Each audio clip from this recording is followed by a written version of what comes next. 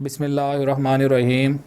अस्सलाम वालेकुम dear students, हम लोग अपना अगला चैप्टर जो कि अकाउंटिंग का चैप्टर नंबर 6 है वो स्टार्ट कर चुके हैं।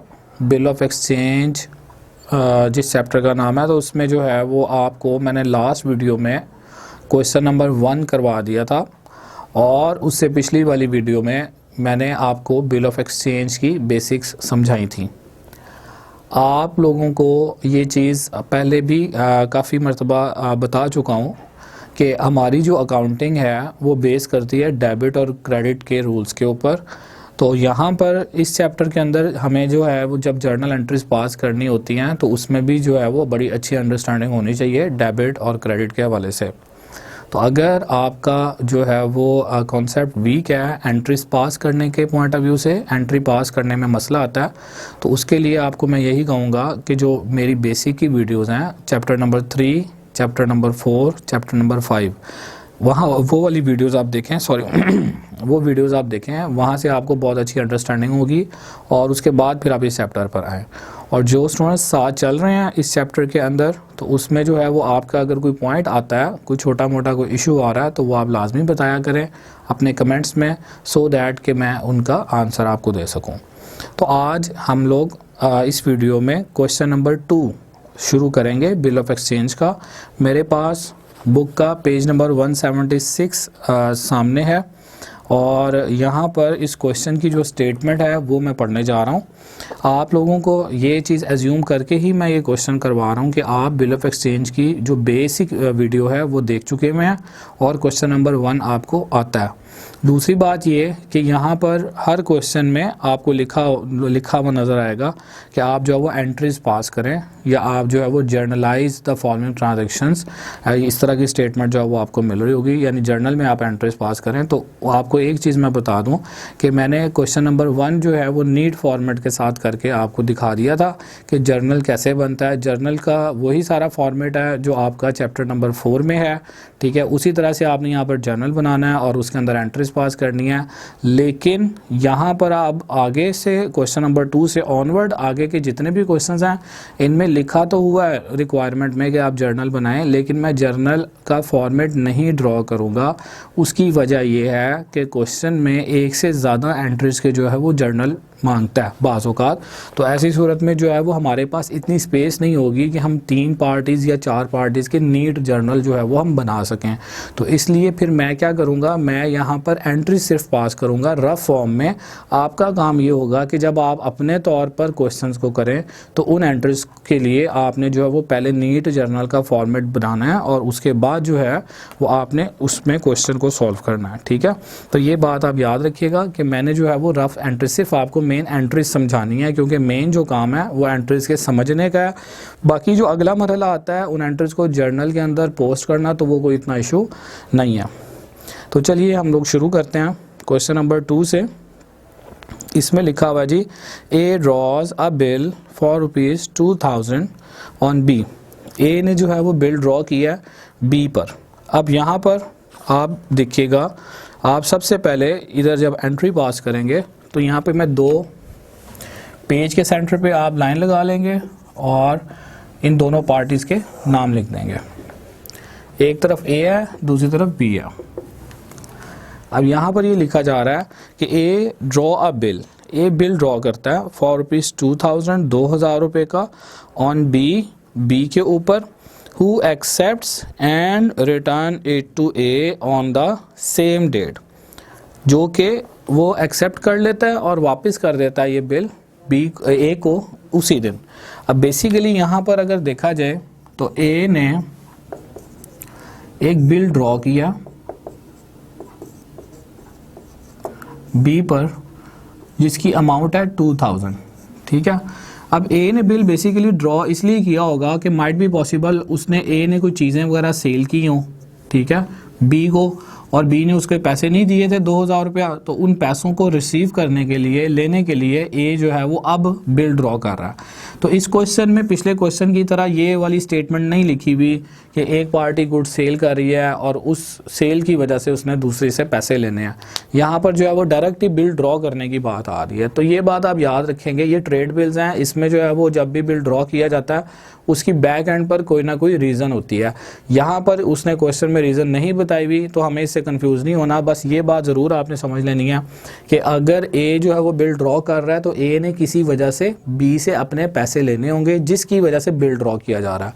और बिल वही ड्रॉ करता है जिसने पैसे लेने होते हैं, और बिल वही पार्टी एक्सेप्ट करती है जिसने उस बिल की पेमेंट करनी होती है, यानी जिसने पैसे देने होते हैं। तो यहाँ पर हो सकता है वो वजह सेल हो कि ए ने पिछले दिनों में कोई गुड्स वगैरह सेल की होंगी बी को 2000 रुपये की, और उन चीज़ों के पैसे लेने के लिए ए ने जो है वो बिल ड्रॉ किया बी के ऊपर, और बी क्या कर रहा है, उस बिल को एक्सेप्ट कर रहा है। एक्सेप्ट करने का मतलब क्या, अब यहाँ पर बिल जो है वो एक पीस ऑफ पेपर के ऊपर जो है वो ड्रॉ होगा, यानी उस बिल की टर्म्स एंड कंडीशंस जो है वो लिखी जाएंगी। अब यहाँ पर अगर देखा जाए तो बिल की जो है वो टाइम पीरियड नहीं लिखा हुआ, उसने कहा कि 2000 रुपये का बिल ड्रॉ किया बी के ऊपर, ठीक है जी।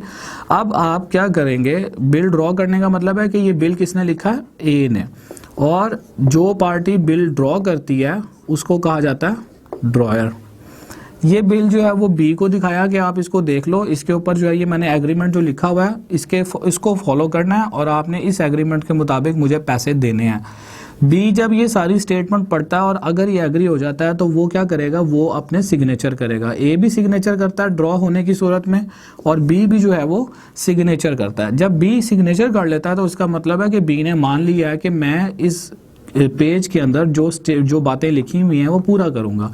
इसका मतलब है बी ने उस बिल को एक्सेप्ट कर लिया। तो जो पार्टी बिल एक्सेप्ट करती है उसको हम ड्रॉई कहते हैं। तो यहाँ पर अगर देखा जाए तो ड्रॉयर कौन है, जो बिल ड्रॉ करता है। अब यहाँ पर ए ने बिल ड्रॉ इसलिए किया है क्योंकि ए ने पैसे लेने होंगे। तो ए के लिए अगर देखा जाए तो ये बिल क्या होगा जी, बिल रिसीवेबल। और बी ने ये बिल एक्सेप्ट किया है। जो पार्टी बिल एक्सेप्ट करती है असल में उसके लिए वो बिल पेएबल होता है, यानी उसने बिल के पैसे देने होते हैं। तो इट मीन्स के बी के लिए ये बिल पेएबल होगा, ठीक है जी। ए ने अगर बिल के पैसे लेने हैं तो ए से इस बिल को चूंकि फ़ायदा होना है, इसलिए ए इस बिल को अपना एसेट बनाता है, क्योंकि ये बिल अब एक एविडेंस बन चुका है, एक सबूत बन चुका है इस बात का कि बी से पैसे लेने हैं, क्योंकि बी ने साइन कर दिए हैं अपने स्टैम्प के साथ या सिंपल सिग्नेचर वगैरह जो भी। अगर हम उसकी टर्म्स एंड कंडीशंस देखें और थ्योरी के अंदर वो सारी आपको मिलेंगी। हमारा इस वक्त जो कंसर्न है वो मेजर क्या है, क्वेश्चन की अंडरस्टैंडिंग। तो ए के लिए बिल रिसीवेबल है, और बिल रिसीवेबल जो है वो एसेट होता है, ठीक है, क्योंकि बिल के पैसे लेने हैं। और बी ने जब इस बिल को एक्सेप्ट किया है तो बी के लिए ये बिल पेएबल है, और बिल पेएबल जो होती है वो बिजनेस की लायबिलिटी होती है, ठीक है। तो यहाँ पर जब बिल ड्रॉ करने के हवाले से बात करेंगे तो जो पार्टी बिल ड्रॉ करती है उसके लिए बिल रिसीवेबल एसेट होता है। यहाँ पर 2000 से आप इसको डेबिट कर देंगे, और बी ने इस बिल को एक्सेप्ट किया है। जो पार्टी बिल एक्सेप्ट करेगी, याद रखेंगे, बिल पेएबल अकाउंट के नाम से 2000 से इसको क्रेडिट करेंगे। यहाँ पर ये लायबिलिटी इंक्रीज हो रही है, ठीक है। ये 2000 से एसेट इंक्रीज हो रहा है। ए ने बिल के पैसे लेने हैं, ए के लिए बिल रिसीवेबल है। बी ने बिल के पैसे देने हैं, बी के लिए बिल पेएबल है, ठीक है, इसलिए वो उसको क्रेडिट करेगा। बिल पेएबल लायबिलिटी है, लायबिलिटी जब भी इंक्रीज होती है, आपको बेसिक्स में बता चुका हूँ, लायबिलिटी की इंक्रीज क्रेडिट होती है। अब यहाँ पर हमने क्या करना है, ये बेसिकली इसने पैसे जो है वो चूंकि बी से बिल के थ्रू लेने हैं, लिहाजा ये बी को क्रेडिट करेगा। बेसिकली अगर देखा जाए तो कोई ना कोई वजह ज़रूर, जैसे कि मैं पहले बता चुका हूँ कि ए ने जब पैसे लेने हैं बी से बिल ड्रॉ के थ्रू, तो कोई ना कोई वजह ज़रूर होगी, उसकी वजह बैक एंड पर सेल भी हो सकती है। तो इसका मतलब है कि अगर पहले से कोई पैसे ए से लेने हैं तो ए की बुक में जो बी है वो क्या है, अकाउंट रिसीवेबल, अकाउंट रिसीवेबल का कॉन्सेप्ट आपको बता चुका हूँ काफ़ी डिटेल से। तो अकाउंट रिसीवेबल किसको कहते हैं? जिनसे हमने पैसे लेने होते हैं। कारोबार में डिफरेंट पार्टीज ऐसी होती हैं, डिफरेंट कस्टमर्स ऐसे होते हैं जिनसे हमने पैसे लेने होते हैं, और कई मरतबा हमने खुद भी पैसे देने होते हैं पीछे से सप्लायर्स वगैरह के, ठीक है, या किसी से लोन वगैरह लिया हुआ। तो जिनसे पैसे लेने होते हैं, ये टर्म तो आपको पता ही है, अकाउंट रिसीवेबल कहते हैं। और जिनको पेमेंट करनी होती है उनको अकाउंट पेएबल कहते हैं। अकाउंट रिसीवेबल का दूसरा नाम डेटर होता है, अकाउंट पेएबल का दूसरा नाम क्रेडिटर होता है। अकाउंट रिसीवेबल या डेटर्स वो हैं जिनसे पैसे लेने हैं, तो इनसे चूंकि हमें बेनिफिट होना होता है इसलिए ये हमारे एसेट हैं। और अकाउंट पेएबल या क्रेडिटर वो हैं जिनको पैसे देने हैं, तो इसलिए ये हमारी लायबिलिटी हैं। अब एक बात याद रखेंगे, यहाँ पर एक डिफरेंस समझ लें अकाउंट रिसीवेबल और बिल रिसीवेबल में। अकाउंट रिसीवेबल का मतलब है कि किसी पार्टी से हमने पैसे लेने हैं लेकिन उसमें कोई एग्रीमेंट वगैरह नहीं है। और बिल रिसीवेबल का मतलब ये है कि आपने एग्रीमेंट ड्रॉ कर लिया, एक कॉन्ट्रैक्ट कर लिया और उस कॉन्ट्रैक्ट के थ्रू आपने उससे पैसे लेने हैं, ठीक है। तो अब चूंकि हम यहाँ पर ये पढ़ चुके हैं कि ए ने बिल ड्रॉ किया है, इसका मतलब है कि अब ये बिल के थ्रू पैसे लेगा। तो जो सिंपल पुरानी बुक्स में या इसका जो पुराना रिकॉर्ड है उसमें जो अकाउंट रिसीवेबल ए बी बना हुआ था उसको ख़त्म करके हम बिल रिसीवेबल वाले एसेट को बढ़ाएंगे। और इधर से अगर हम देखें तो लाजमी बात है, इन द पास्ट अगर हम माजी में देखें तो लाजमी बात है कि बी को पता होगा कि मैंने ए के पैसे देने हैं, ठीक है। वो कोई भी रीज़न हो सकती है, वो सवाल में नहीं बताई, ठीक है। यानी कि हम कह सकते हैं कि बी की बुक में ए जो है वो अकाउंट पेएबल होगा या लायबिलिटी होगा, ठीक है। तो अब यहाँ पर जब उसने बिल एक्सेप्ट कर लिया कि मैंने ए ने जो बिल ड्रॉ किया मेरे ऊपर वो मैंने पैसे देने हैं, तो अब वो क्या करेगा, सिंपल वाला जो अकाउंट पेएबल है उसको ख़त्म कर देगा। यानी कि पुरानी बुक्स में अगर ए क्रेडिटर था तो वो क्रेडिटर कम हो जाएगा और उसकी जगह पर ये जो एग्रीमेंट के अंदर इसने सिग्नेचर करके जिम्मेदारी मानी है कि मैंने बिल की पेमेंट करनी है, तो बिल पेएबल वाली लायबिलिटी जो है वो अलाइव हो जाएगी, ठीक है जी। तो ये हमारी जो है वो फर्स्ट एंट्री पास होती है। इसकी अगर हम नरेशन देखें तो सिंपल होगी जी, बिल ड्रॉन और इधर बिल एक्सेप्टेड। उसके बाद ये जो स्टेटमेंट हमने कहाँ तक पास कर लिया है, क्वेश्चन में लिखा हुआ था A draws a bill for ₹2000 on B who accepts and return it to A on the same date.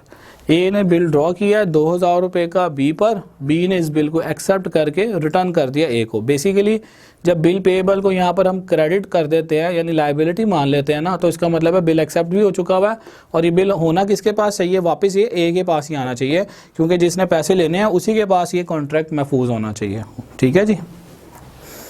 और ड्यू डेट वाले दिन क्या होगा, जो भी पार्टी ये बिल दिखाएगी, ये पेज दिखाएगी बी को, बी उसको पेमेंट कर देगा। अब ए की मर्जी है, वो जिसको मर्जी जो है वो पेमेंट बिल दे दे, और जो है वो ड्यू डेट वाले दिन बी का काम सिर्फ ये होगा कि बी ने जो है वो बिल को देखना होगा और उस बिल को देखकर जो है वो बी पेमेंट कर देगा, चाहे जो भी आए ए की तरफ से। जैसा कि इस क्वेश्चन में आ रहा पॉइंट कि A discounted the bill with his banker for ₹1950 and the bill is finally honoured by B. अच्छा, अब यहाँ पर ये बात आप समझ लें, डिस्काउंटेड का वर्ड आ रहा है, डिस्काउंटेड के वर्ड को आप अंडरलाइन कर लेंगे। बैंक से बिल जो है वो डिस्काउंट होता है, ये एक पॉइंट आ रहा है, अगले क्वेश्चन में भी ये पॉइंट रिपीट होना है, सही। तो इसके लिए आप ये देख लो कि बिल इस वक्त किसके पास पड़ा हुआ है, ए के पास है। ए ने बिल बी पर ड्रॉ किया था, बी से साइन करवा के बिल ए ने अपने पास रखा हुआ। अब ये बिल जो है ना वो बैंक को दे रहा है, यानी ए अपना बिल बैंक को दे रहा है और यहाँ पर वर्ड आ रहा है डिस्काउंट का। डिस्काउंट का वर्ड, इससे क्या मुराद है, अब होता ये है कि अब लाजमी बात है जब बिल ड्रॉ होता है ना तो उस पर कोई ना कोई टाइम पीरियड लिखा होगा। अब अगर इसने ए ने बिल ड्रॉ किया बी के ऊपर और वो टाइम पीरियड है लाइक 3 मंथ्स का, कि 3 महीने के बाद आपसे मैंने ये 2000 रुपये लेने हैं, तो इसका मतलब है 3 महीने से पहले ए बी के पास नहीं जा सकता पैसे लेने के लिए। तो ऐसी सूरत में अगर ए को फौरी ज़रूरत है पैसों की तो क्या करेगा, ए अपना जो बिल है जो इसने बी के ऊपर ड्रॉ किया हुआ था ये बिल दे देगा बैंक को और बैंक को कहेगा कि ये आप रख लें और इसके बदले जो है ना मुझे आप फौरी पैसे दे दें, मुझे पैसों की ज़रूरत है। अब यहाँ पर अगर देखा जाए तो बिल है 2000 रुपये का। बैंक जो है वो कहेगा कि जी हमें तो जो है वो इस बिल के पैसे अभी मिलने ही नहीं है, ये बिल अगर हम बी को ड्यू डेट वाले दिन दिखाते हैं तभी हमें पैसे मिलेंगे। तो आप तो अभी 1 महीना भी नहीं लाइक गुजरा, आप हमसे जो है वो इस बिल के पैसे मांग रहे हैं, जबकि ये तो 3 मंथ्स का बिल है। तो ये कहता है ए, हम यहाँ पर एज्यूम करते हैं कि ए ये कहता है कि बिल मैं आपको सेल कर रहा हूँ, ये आप बिल रख लो, ठीक है, और बी को ड्यू डेट वाले दिन दिखाकर बी से आप कलेक्ट कर लेना। तो बैंक कहेगा, यहाँ पर हम एज्यूम करते हैं, तो बैंक के एंड पर क्या बात होगी कि बैंक यहाँ पर कहेगा कि मैं आपको अगर फौरी पैसे चाहिए ना तो 1950 आपको पे करूंगा, 50 रुपये आपको नहीं दूंगा मैं, ठीक है, क्योंकि आपको फौरी तौर पर पैसे मिल रहे हैं हमारी तरफ से, ठीक है। इसको आप सर्विस चार्जेस कह लें या जो भी बैंक की अपनी एक पॉलिसी है वो कह लें। ए को अगर पैसों की ज़रूरत होगी तो ए एग्री हो जाएगा। अब यहाँ पर बात क्या हो रही है, ए ने बैंक को बिल दिया होगा कितने का, 2000 का, लेकिन बैंक ने उसके बदले ए को कितने रुपए दिए हैं, 1950 रुपये। तो जो 50 रुपये नहीं दे रहा बैंक, ये जो है 50 रुपये क्या कंसिडर होंगे जी, डिस्काउंट, ठीक है, इसको हम कहेंगे कि ये डिस्काउंट है। तो इधर स्टेटमेंट अगर आप देखें तो क्या लिखा हुआ जी कि A discounted the bill with his banker for ₹1950 and the bill is finally honoured by B. अब हम यहाँ पर डिस्काउंट वाली एंट्री पास करने जा रहे हैं और क्वेश्चन के अंदर लाजमी आपने रिक्वायरमेंट देख लेनी है कि किस किस की बुक में जो है वो कहा हुआ है एंट्रीज पास करने के हवाले से। तो आप देख रहे हो बोल्ड लेटर्स में लिखा हुआ है, स्टेटमेंट है बोल्ड लेटर्स में कि show the entries in the books of the A B and bank. तो तीसरी पार्टी जो है वो यहाँ पर कौन आ रही है, बैंक है। तो आपने क्या करना है, अब आप देख रहे हो कि अगर मैं इधर नीट जर्नल बनाता तो मेरे पास इतनी जगह ना होती, तो इसलिए मैं ये आपके सामने जस्ट एंट्रीज पास कर रहा हूँ, नीट जर्नल आपने खुद बना लेना। तो बैंक की बुक में भी हमने एंट्री पास करनी है। अब होगा क्या, अभी मैंने जिस तरह थीम आपको समझाया कि ए अपना बिल किसको देने लगा, बैंक को, तो बिल जो है वो इस वक्त किसके पास पड़ा हुआ है, ए के पास। बिल का नाम क्या है, बिल रिसीवेबल, इसकी बुक में बिल रिसीवेबल है। तो बिल जब ये अपनी तरफ से दे देगा बैंक को तो इसका ये वाला जो एसेट है ये क्या हो जाएगा, कम हो जाएगा। यानी कि अगर देखा जाए तो बिल रिसीवेबल क्या होता है, एसेट होता है, क्योंकि ये वो बिल है जो ए ने बी को ड्यू डेट वाले दिन दिखाना था और बी से 2000 रुपये लेने थे। लेकिन अब ए जो है ये अपना वही वाला बिल उठाकर किसको देने लगा, बैंक को। तो जब बैंक के पास ये बिल आएगा तो ए के पास से बिल जा रहा है, ठीक है जी, इसलिए इस बिल को हम क्रेडिट करेंगे और एसेट में कमी होगी, ठीक है, एसेट की कमी क्रेडिट होती है। ये बिल आ जाएगा बैंक के पास।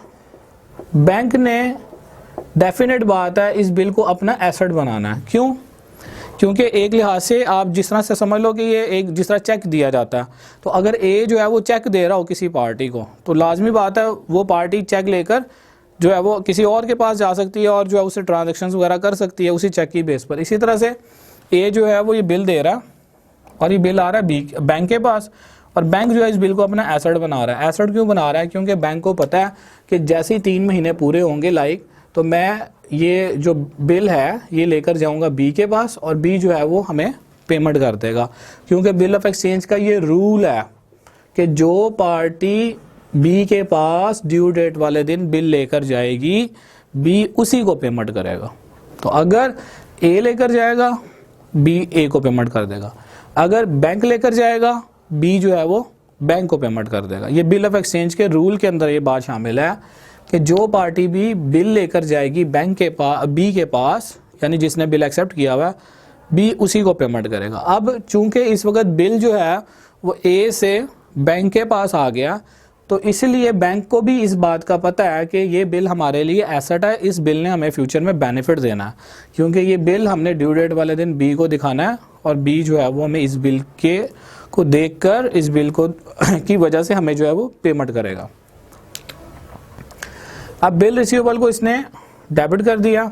अब ये बिल ए क्यों दे रहा है बैंक को, क्योंकि बिल इस स्टेज में डिस्काउंट हो रहा है, ए को पैसों की फौरी ज़रूरत है और ए जो है वो बैंक को कहता है जी आप मुझे पेमेंट कर दें। तो बैंक जो है वो ए को, जैसे कि मैंने आपको एग्जांपल से समझाया और क्वेश्चन में भी लिखा हुआ है कि बैंक जो है वो 1950 रुपये जो है वो दे रहा है, तो बिल आ रहा है 2000 रुपये का और बैंक जो है वो एज अकाउंट को 1950 रुपये से लायबिलिटी बनाएगा, यानी कि ए को ये अपनी लायबिलिटी बनाएगा 1950 से कि हम आपको 1950 रुपये देंगे। आज या कल जैसे भी एक प्रोसेस होगा अपना बैंक का, तो फौरी तौर पर जो है वो पेमेंट नहीं हो रही होती, बिल रिसीव किया और साथ ही ए को पेबल बना लिया। ठीक है, अब अगर देखा जाए तो बैंक ने लिया बिल 2000 का, लेकिन ए को इसने 1950 रुपये देने हैं। तो जो 50 रुपये बैंक नहीं देगा ना ए को, वो बैंक के लिए इनकम है और उस इनकम को आप क्रेडिट करेंगे डिस्काउंट के नाम से। ठीक है, इनकम जब भी इंक्रीज होती है हमेशा क्रेडिट होती है। बैंक के लिए इनकम क्यों है? क्योंकि बैंक को जो है वो ड्यू डेट वाले दिन बी से 2000 रुपये मिलने हैं बिल दिखा के, जबकि ये ए को अभी कितने रुपए दे रहा है? 1950 रुपये। तो जो 50 रुपये बैंक नहीं दे रहा वो बैंक के लिए इनकम है, इनकम इंक्रीज हो तो क्रेडिट करते हैं। उस इनकम का नाम यहाँ पर डिस्काउंट लिखा जाएगा। यहाँ पर डिस्काउंट रिसीव्ड या अलाउड का वर्ड आपने नहीं लिखना, ये जो है वो बिल वाला डिस्काउंट है, इसकी अपने जो है वो टर्म्स एंड कंडीशंस है, यहाँ पर हम जस्ट डिस्काउंट के नाम से इसको लिखेंगे। दूसरे एंड पर आप आ जाएं, ए ने जो है वो बिल दिया, तो ए की तरफ से बिल आउट हो रहा है। ठीक है, और ए ने अब ये बिल बैंक को चूंकि दिया है, तो अब इसने बैंक से लेने हैं पैसे, तो ये बैंक अकाउंट को 1950 रुपये से डेबिट करेगा, क्योंकि बैंक ने इसको पहले ही बता दिया होगा कि हम आपसे बिल 2000 का ले रहे हैं, लेकिन आपको इसके बदले फौरी अगर पैसे चाहिए तो 1950 मिलेंगे। तो 1950 रुपये जो है वो से जो है वो ए बैंक को डेबिट करेगा। अब देखा जाए तो 2000 रुपये का बिल जा रहा है, लेकिन उसके बदले में 1950 रुपये आ रहे हैं। तो जो 50 रुपये ए को नहीं मिलेंगे वो ए के लिए क्या है? एक्सपेंस है। और एक्सपेंस जब भी इंक्रीज होता है हमेशा डेबिट करते हैं। इस एक्सपेंस को यहाँ पर किस नाम से लिखना आपने? डिस्काउंट के नाम से। ठीक है जी, ये ट्रांजैक्शन आपकी कंप्लीट होगी। अब यहाँ पर आप ये देख लें कि डिस्काउंट अगर डेबिट होगा तो वो एक्सपेंस होगा, डिस्काउंट अगर क्रेडिट होगा तो वो इनकम होगी। उसको 50 रुपये बच रहे हैं, इसलिए बैंक ने जो इसको क्रेडिट किया, इसके 50 रुपये कट रहे हैं, इसलिए ए ने जो है उसको डेबिट किया, अपना एक्सपेंस बनाया। तो 50 रुपीज़ से ये एक्सपेंस बनेगा। और यहाँ पर आप इसकी नरेशन क्या लिखोगे?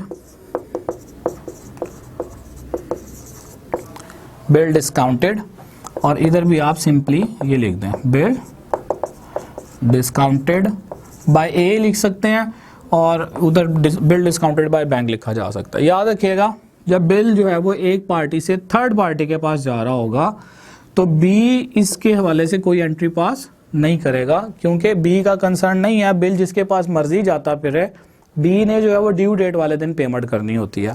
ठीक है, तो यहाँ पर जब भी बिल किसी थर्ड पार्टी के पास जाएगा, बी नहीं उसकी एंट्री पास करेगा। बिल जो है वो ए की तरफ से बैंक में गया, तो ए ने भी अपनी बुक में एंट्री पास करनी है और बैंक वालों ने भी अपनी बुक में एंट्री पास करनी है। ठीक है जी, उसके बाद लास्ट स्टेटमेंट देखें, लिखा हुआ the bill is finally honoured by B. Bill जो है वो ऑनर हो गया बी की तरफ से। ऑनर का मतलब क्या है कि बी ने जो है वो पेमेंट कर दी है। आपको मैंने बता दिया था बेसिक की वीडियो में कि जब भी ऑनर का वर्ड आए तो इसका मतलब क्या है कि जिस पार्टी ने बिल एक्सेप्ट किया हुआ है वो पार्टी बिल की पेमेंट करने जा रही है। अगर डिसऑनर का वर्ड आए, जैसा कि अगले क्वेश्चन में आने वाला है, तो उसमें क्या होगा कि जिस पार्टी ने बिल को एक्सेप्ट किया है वो पार्टी बिल की पेमेंट नहीं कर रही। ठीक है, तो यहाँ पर चूंकि ऑनर का वर्ड है, इट मीन्स कि बिल की पेमेंट बी कर रहा होगा। अब बिल की पेमेंट बी ने करनी किसको है? इसके लिए आप देख लें, बिल इस वक्त किसके पास है जी? बैंक के। तो इसका मतलब है ड्यू डेट वाले दिन बैंक जो है वो इन्फॉर्म करेगा बी को, बिल शो ऑफ करेगा बी को, और बी जो है ना वो पेमेंट कर देगा। बिल ऑनर होने का मतलब है पेमेंट होने लगी है। तो पेमेंट यहाँ पर बी जो है वो लाइक कैश अकाउंट आप क्रेडिट कर लें या बैंक अकाउंट क्रेडिट कर लें, दोनों ही ठीक है। ठीक है, तो बी जो है वो यहाँ पर कैश पे कर रहा है 2000 से, क्योंकि इसने बिल कितना एक्सेप्ट किया हुआ था? 2000 रुपये का। तो बिल पेबल को आप देख रहे हो ना, इधर लायबिलिटी बनाया हुआ था। अब ये कैश बेसिकली किसके पास आ रहा है? बैंक के पास। तो बैंक का कैश इंक्रीज हो जाएगा। ठीक है, इसका कैश डिक्रीज होगा। कैश एसेट होता है, कमी हो तो क्रेडिट, इंक्रीज हो तो डेबिट।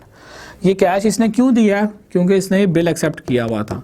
तो जब इसने कैश पे कर दिया तो बिल वाली लायबिलिटी जो है वो उतर गई है।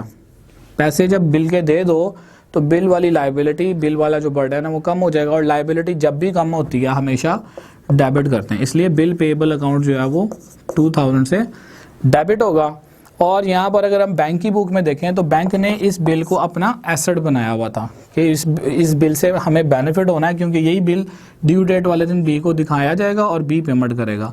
तो जब बैंक को जो है वो पैसे रिसीव हो जाएंगे तो बैंक क्या करेगा, इस बिल को ख़त्म कर देगा, कैंसिल कर देगा। तो एसेट अगर इंक्रीज़ हो तो डेबिट करते हैं और अगर कैंसिल करना हो तो क्रेडिट करते हैं। तो यहाँ पर बिल को कैंसिल कर दिया जाएगा क्योंकि बिल का बेनिफिट ले लिया गया, पैसे आ गए हुए हैं, लिहाजा अब इस बिल को ख़त्म करने के लिए डेबिट है तो क्रेडिट कर देंगे। और यहाँ पर अगर हम ए की बुक की बात करें तो ए की बुक में कोई एंट्री पास नहीं होगी। वो क्यों नहीं होगी, क्योंकि बिल जो है वो ए ने बैंक को दे दिया हुआ था, तो ये वाली जो ट्रांजैक्शन है वो बैंक और बी के दरमियान होगी, ए का इस ट्रांजैक्शन से कोई लिंक नहीं होगा। यहाँ पर अगर आप इसकी नरेशन लिखें कैश पेड, ठीक है, और सिंपल इधर लिख सकते हैं आप कैश रिसीव्ड। इसके अलावा भी कोई नरेशन जो आपको सिंपल समझ आती है वो लिखी जा सकती है। अब यहाँ पर ये हमारा क्वेश्चन था कंप्लीट। आप अगर नीट इसका जो है वो फॉर्मेट ड्रॉ करेंगे, इस क्वेश्चन को अगर नीट करेंगे तो डेफिनेट बात है फिर आप 3 जर्नल बना रहे होंगे, ए का जर्नल, बी का जर्नल और बैंक का जर्नल, ठीक है। अगर तो क्वेश्चन छोटा है तो एक पेज पर 2 जर्नल बना लें, ऊपर ए का, नीचे बी का और अगले पेज पर बैंक का। लेकिन अगर क्वेश्चन लेंथी है तो फिर 3 पेजेस आप यूज़ करेंगे, पहले ए का जर्नल, फिर बी का जर्नल और फिर बैंक का जर्नल, ठीक है, 3 पेजेस पर। और अगर आपको जो है वो नीट फॉर्मेट में एंट्रीज पास करने में मसला आ रहा हो तो पहले आप वर्किंग कर सकते हैं। वर्किंग में इस तरह से आप एंट्रीज पास कर लें, ठीक है, यानी कि क्वेश्चन नंबर डाला, पेपर में क्वेश्चन नंबर 3 है लाइक, ठीक है, क्वेश्चन नंबर 3, क्वेश्चन का नंबर डाला और ऊपर हेडिंग दे दी वर्किंग की। उसमें जो है वो इसी तरह से लाइंस लगाकर तीनों पार्टीज़ के नाम लिखे और इन तीनों पार्टीज़ की इस तरह से एंट्रीज पास कर लें। जब आपके सामने पूरा क्वेश्चन का एक व्यू आ गया तो आप उसके अगले पेजेस पे क्या कर सकते हैं, नीट जर्नल बनाएं और यहाँ से एंट्रीज को उठाकर कॉपी पेस्ट करते जाएं। यानी जो एंट्रीज यहाँ पे लिखी हैं, जिस पार्टी की बुक में लिखी हुई हैं, वो एंट्रीज जो है वो आप जर्नल में यहाँ से देखकर लिखते जाएंगे। वो आपकी एफर्ट जो है वो बिल्कुल भी नहीं लगेगी, सिर्फ उठाकर आपने नीट फॉर्मेट में डालना होगा, ठीक है जी। तो ये स्टूडेंट्स आज का था हमारा क्वेश्चन नंबर 2, जिसमें जो है वो मैंने आपको बताया कि बिल जो है वो ड्रॉ होने के बाद अगर डिस्काउंट के लिए बैंक में भेजा जाए तो क्या एंट्री पास होती है, और बाद में अगर ऑनर हो तो उस सूरत में फिर हम किस तरह से इस क्वेश्चन की एंट्रीज को सॉल्व करते हैं। डिस्काउंट वाला पॉइंट अगले क्वेश्चंस में भी आ रहा है, ठीक है, आप इसको तवज्जो से समझिएगा, अपने एंड पर प्रैक्टिस कीजिएगा, कोई मसला हो तो बताइएगा। इंशाल्लाह नेक्स्ट वीडियो में मैं क्वेश्चन नंबर 3 जो है वो डिस्कस करूँगा। थैंक यू जी, अल्लाह हाफिज़।